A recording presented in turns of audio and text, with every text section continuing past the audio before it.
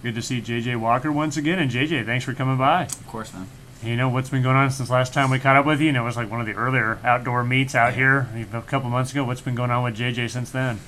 Jeez. Since this is all fall, we've just been working out, getting ready for the season coming up in the winter. We had our first meet this last weekend, which was really fun, honestly. Just a good trip, a good little kind of blow off some steam out all the hard work we put in over the fall, over the off season, as well as like something to kind of kick off the last week of finals and just kind of get us in a different mindset going into break. Hopefully, what I think everyone got out from it was either just more motivation to keep that hard work consistent over break, because a lot of people can fall off, so. How nice was it to get an indoor meet again? Because, you know, you came in here to Woo, didn't have an indoor, and then we had just the outdoor. So how nice was it to get back out on the indoor first time in, almost 2 years?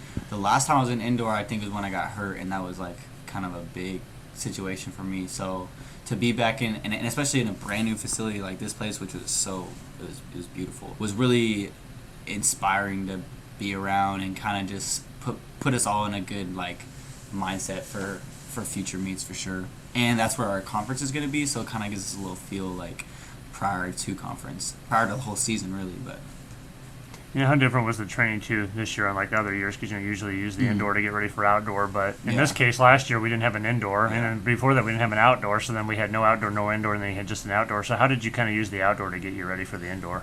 So that's actually a good question. I think some of the other teammates on the team, we talked about this too, is last year was a good place to see where we're at, and work over summer into this, like, I think we started in early September, and I think it helped us, like, the workouts we have are a little bit more intense early on this year, which I think is because we have an indoor season, but at the same time, it's more like see where we were at end of last year, and then kind of work from there from the beginning of September. I mean, and some of us have been here at the summer too, so definitely have been grinding a lot.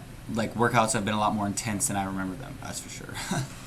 You know, what were kind of your expectations? You know, it was the first indoor meet of the year. Been a while. I mean, what were kind of your expectations going out there at Spokane? Honestly, my biggest I wasn't trying to expect anything. I think that was I think anyone who did that had fun and they did what they wanted to do.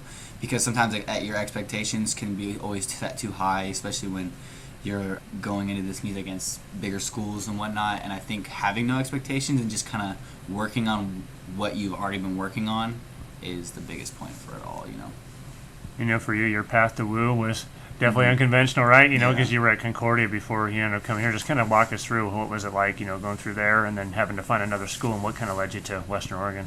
So, Western was on my radar, like, prior to Concordia, but Concordia just seemed to have more money at the time, but they didn't, which was the problem with Concordia, because they ended up, closing down for that reason. But I think it's cool now because we have Bronco, who was our whole old head coach, actually come out, and he's been volunteer helping us out a lot. And I think that's a good situation, not only for me and Marley, who have been at Concordia and came over here, but also for these people who have never been around Bronco, because you kind of get, a little two different coaching types, as well as two serious coaches in two separate fields. And I think that's a big piece for everyone. But the whole transition, man, was crazy. I think a big thing that led me here was Coach O. I mean, he really, like, great guy, knows how to talk, knows how to kind of not just get you to see the value of this, like, team we have, but just what he's trying to put together as a team, and also just his philosophy is just great. So I really kind of was attracted to that, and I think I was looking around, but at the end of the day, like, I knew this would be the place for me at the end of the day. So. And how about for, the sport, specifically track and field? So you're out there in the decathlon, competing in every event. What kind of got you into track and field growing up? What do you enjoy the most about it? What's funny is I honestly was kind of a football player my whole life, but track in high school was something I got to do just because my friends did it. And then, I started vaulting, and that was kind of a hard event to learn.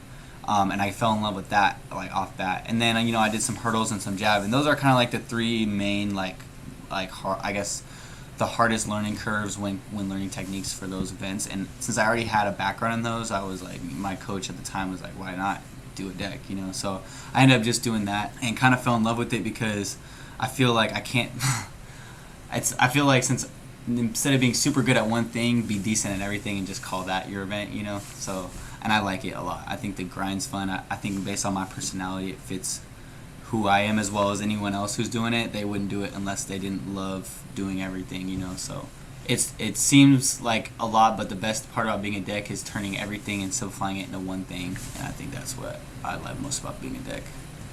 How neat was it too? Going back to GNX in the outdoor, you finished second. Went right down to the wire there. How neat was it to come in second place in the decathlon in the outdoor?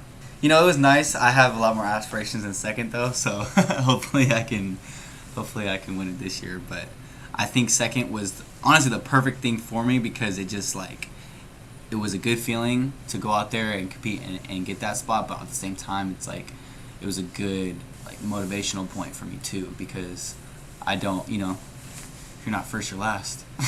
So, Ricky Bobby, so come on. And last thing for you too, how nice is it to have, an indoor and outdoor season, actually have a full schedule we're looking at. I mean, how exciting is it to know we've got a full indoor and outdoor we're looking at this year? I love it. I've never done a full collegiate, I was at JUCO before, so I've never done a full collegiate season because of COVID, so I think that this is going to be my first full year, which seems like it's about time, but I'm excited for that. I think it's going to be a long road, but where Coach has us cycling and where we're going to peak and everything, it's going to be perfect. And I think we have big hopes both for GNAC indoors and outdoors for both girls and guys too. All right, JJ, always good to catch up with you. We always appreciate your insights, and we look forward to the rest of the season. We'll be catching up with you here again soon. Sweet. Thank you, man.